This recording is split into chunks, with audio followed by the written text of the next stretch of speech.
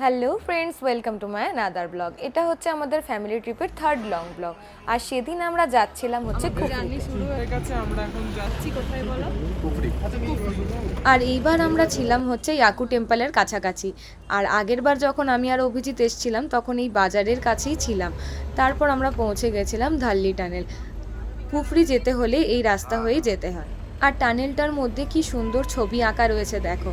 তারপর আমরা পৌঁছে গেছিলাম সেই গভীর পাইন ফরেস্টের কাছে, যেখানে সবাই ফটো তুলতে দাঁড়ায়। তো সেটাই আমাদের ফেরার সময় দাঁড়ানোর কথা ছিল। তো আমরা যাচ্ছিলাম হচ্ছে কুফরির দিকে। আর যেহেতু অনেকটাই লেট হয়ে গেছিলো, মানে খাবার সময় প্রায় হয়ে এসছিল, তো আমাদের কুফরিতে গিয়েই লাঞ্চ করার কথা ছিল। আর তারপর আমরা পৌঁছে গেছিলাম কুফরিতে। কুফরিতে পৌঁছেই প্রথমে আমরা গাড়ি ভাড়া করে নিয়েছিলাম। আর আগের বার যখন এসেছিলাম তখন আমরা ঘোড়ায় করে উপরে গেছিলাম। আর এইবার যেহেতু অনেকজন আছি তাই আমাদের দুটো গাড়ি করতে হয়েছিল। একটা গাড়িতে আমরা এই কজন ছিলাম, আর একটা গাড়িতে বাকিরা ছিল। আর এই গাড়িগুলোতে 4 থেকে 5 জনের বেশি অ্যালাউ করে না। তারপর আমরা যাচ্ছিলাম কুফরির সেই অ্যাডভেঞ্চার প্লেস, যেখানে অনেক রকমের অ্যাডভেঞ্চার আছে। আর এই রাস্তাটা বেশ ভালোই ছিল। তারপর ছিল খারাপ রাস্তা। আর আমরা পৌঁছে গেছিলাম কুফরির মাহাসু পিকের গেটের কাছে। সেখানে 50 টাকা করে টিকিট কাটা হয়। তো সেটাই কাটা হচ্ছিল তখন। তারপর আবার আমরা এগোচ্ছিলাম উপরের দিকে। তারপর শুরু হয়ে গেছিল সেই আসল অ্যাডভেঞ্চারওয়ালা রাস্তা, যেটা আগের বার আমার খুবই ভয় লেগেছিল। এইবারও গাড়িতে করে যাচ্ছিলাম তো খুবই ভয় লাগছিল। তোমরা রাস্তা দেখলেই বুঝতে পারবে রাস্তাটা কতটা খাড়া আর কতটা খারাপ রাস্তা। আর এই ভয়ঙ্কর রাস্তায় 4x4 ছাড়া যাওয়া একদমই সম্ভব নয়। আর ওখানে লোকাল যে 4x4 গুলো থাকে সেগুলো করেই যাওয়া যায়। এছাড়া ঘোড়া করে যাওয়া যায়, আর এটিভি রাইড করেও তোমরা চাইলে যেতে পারো উপরে। রাস্তাটা খুব উঁচু আর খারাপ হওয়ার জন্য আমাদেরকে সামনে ঝুঁকে বসতে বলা হচ্ছিল। ড্রাইভার আমাদেরকে বলছিল সামনের দিকে ঝুঁকে বসতে, যাতে কাউরির না কোনোভাবে লেগে যায় মাথায়। আর পুরো রাস্তাটাই খুবই কম স্পেশিয়াস হওয়ার জন্য বারবার গাড়িটা ব্যাক করে আবার উপরের দিকে উঠতে হচ্ছিল। তারপর আবার আমরা উপরের দিকে যাচ্ছিলাম। আর এত কাঁচা রাস্তা, প্রচণ্ড ধুলো থাকে, খুবই ধুলো উঠছিল। আর রাস্তাটা এতটাই ছোট যে একটা গাড়ি পেরোতে গেলে আরেকটা গাড়িকে পাশে দাঁড়িয়ে যেতে হচ্ছিল। তোমরা দেখো, দেখলেই বুঝতে পারবে। वो एप्पल गार्डन फाटल लेके आए सारा। ओ भाई साहब তারপর আমরা লোকেশনে পৌঁছে हम গেছিলাম जानते हैं আর भाई আমাদেরকে हम গাড়িটা उनके ড্রপ इधर করে চলে मेरे को গেছিল। जानते हैं। তারপর প্রথমেই আমরা চলে গেছিলাম খাবার খেতে, যেহেতু তখন লাঞ্চ টাইম হয়ে গেছিল।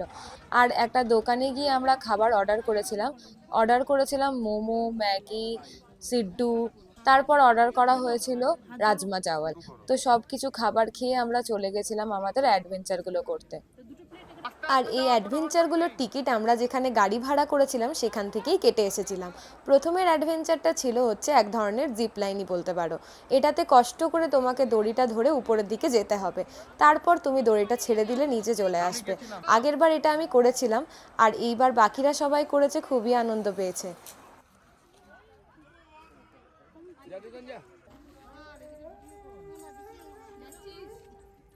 আর তারপর আমরা চলে গেছিলাম নেক্সট অ্যাডভেঞ্চার করতে, যেটার নাম হচ্ছে সাসপেনশন ব্রিজ ওয়াক, যেটাতে দুজন দুজন করে যেতে দিচ্ছিল। তো আমি আর দিদি গেছিলাম প্রথমে। আর একটু ভয় লাগছিল যেহেতু ব্রিজগুলো নড়ছিল। আর উপর দিকে খুবই টান লাগছিল, সেটার জন্য আমি তাড়াতাড়ি যেতেও পারছিলাম না। আর মেঘলা ওয়েদার ছিল, বৃষ্টি হওয়ারও সম্ভাবনা ছিল। তো মাথায় একটা টেনশন ছিল যে তাড়াতাড়ি করে আমাদের যেতে হবে, না হলে ভিজে যাব আমরা।